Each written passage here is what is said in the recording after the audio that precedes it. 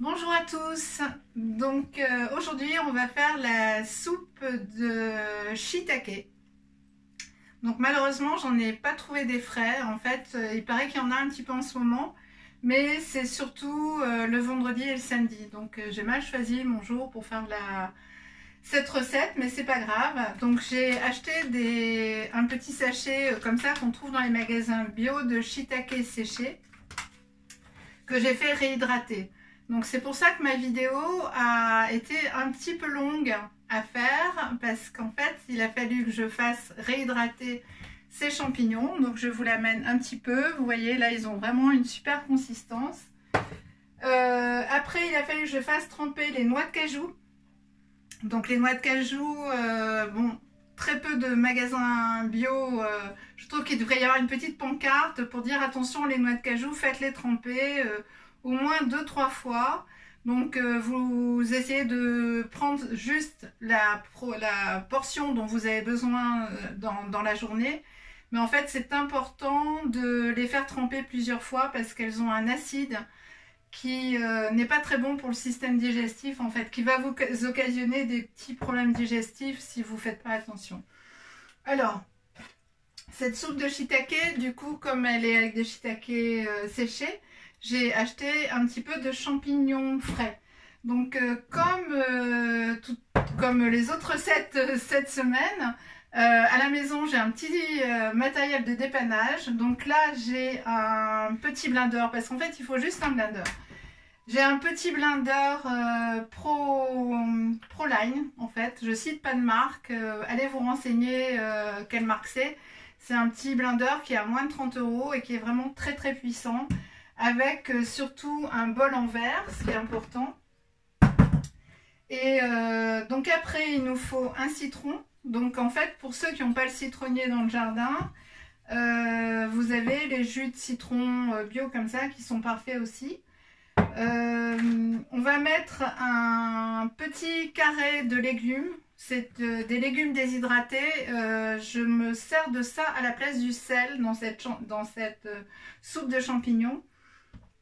Donc là, j'ai préparé une gousse d'ail, assez grosse quand même, et un oignon et un demi-citron. Alors le demi-citron, j'espère que vous allez bien voir, j'ai mis un peu de temps pour placer mon portable pour que justement on puisse voir la table.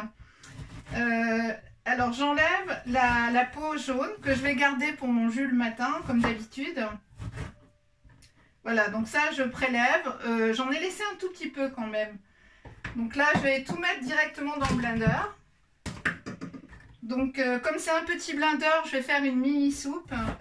Au niveau des proportions, en fait, comme les vidéos sont postées après sur YouTube, parce qu'en fait YouTube met énormément de temps pour les mettre en ligne. Du coup, sur la vidéo YouTube, vous allez trouver la recette en proportion exacte sur cette vidéo-là. Là, vous voyez, je suis sur un demi-citron.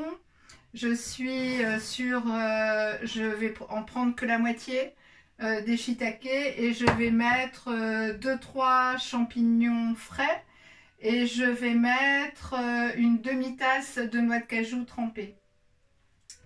Et après, les ingrédients, sel, poivre. Donc le sel, je pense que ceux qui sont branchés un peu cuisine, voilà, on n'utilise plus trop le sel de mer puisque je pense qu'en fait maintenant ils n'arrivent plus à extraire le sel sans matière plastique. Donc je privilégie le sel rose de l'Himalaya mais qui ne sale pas beaucoup. C'est pour ça que j'utilise les légumes déshydratés. Et après du poivre, mais ça c'est selon votre goût. Donc le citron qui a été pelé à vif, par contre là je mets le demi-citron. Ça amène beaucoup de choses dans le jus.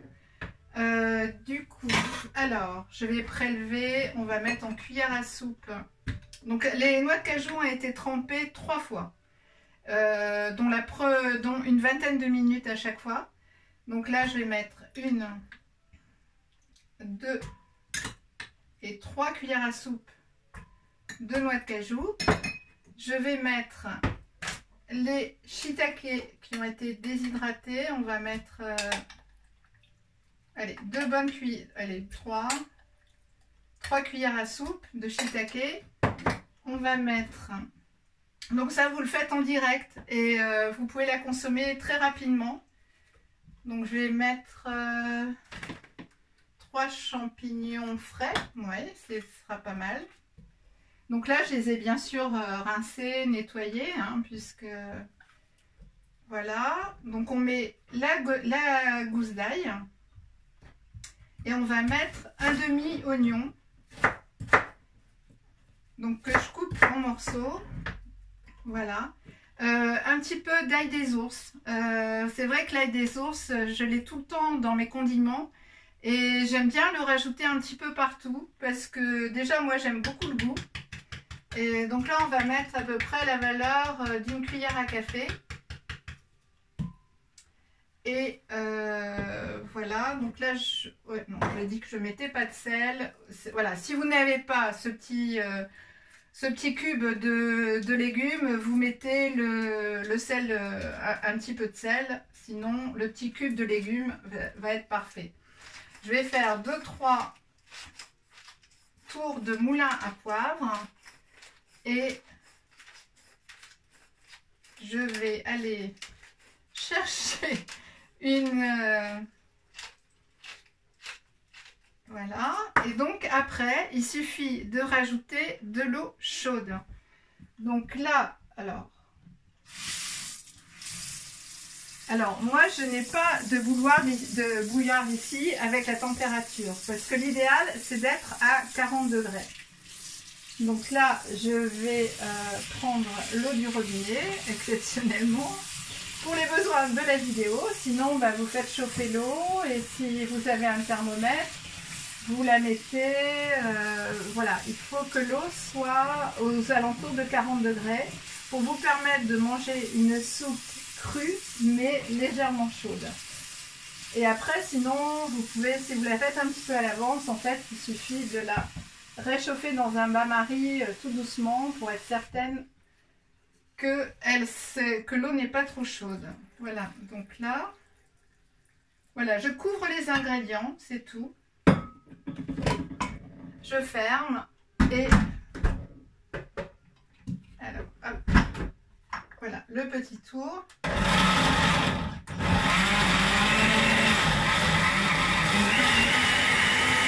Là, on va laisser faire jusqu'à ce que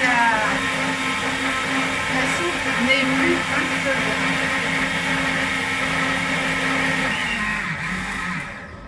Voilà, donc je disais donc, désolée d'avoir parlé pendant que le robot tournait parce que je crois que vous ne m'avez absolument pas entendu.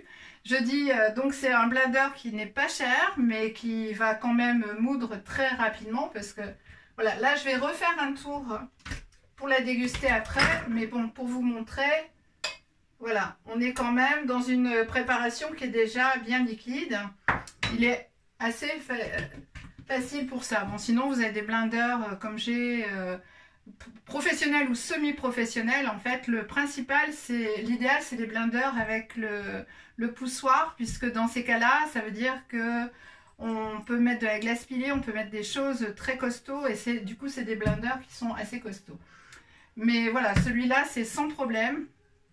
Et donc, vous allez le faire marcher jusqu'à ce qu'il n'y ait plus un seul petit grain.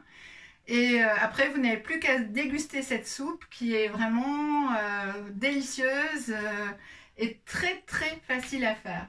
Donc là, on a un demi-citron, un demi-oignon, une gousse d'ail, 2 cuillères de shiitake réhydraté, 3 cuillères à soupe de noix de cajou, 3 champignons de Paris, un petit cube de légumes déshydratés, du poivre et de l'ail des ours. Voilà, donc tous ces ingrédients seront remis sous la vidéo qui sera postée sur YouTube après. Donc je vous remercie. Demain, on va faire une sorte de risotto en fait de curry thaï. Et voilà, c'est un plat chaud, réconfortant et fait avec du chou-fleur puisqu'on sera sur un risotto cru. Donc pareil, on va avoir une petite préparation qu'on chauffe à 40 degrés. En fait, cette sauce avec du lait de coco, du curry-taille, de la citronnelle et différents ingrédients. Et le chou-fleur que je vous montrerai. Et ce chou-fleur en fait qu'on fait au robot, ça vous sert après pour faire des sushis, pour faire plein de choses. Et voilà, donc ça c'est une recette de base qui va vous permettre de laisser aller votre imagination pour faire des recettes voilà, crues, donc très pleines d'énergie et voilà, qui vont vraiment alimenter vos tables avec des amis, des choses comme ça, pour les surprendre. Et voilà, vous verrez, les retours sont parfaits. Voilà, donc je vous souhaite une très belle fin de journée. Et je vous embrasse de tout mon cœur et à demain. Merci.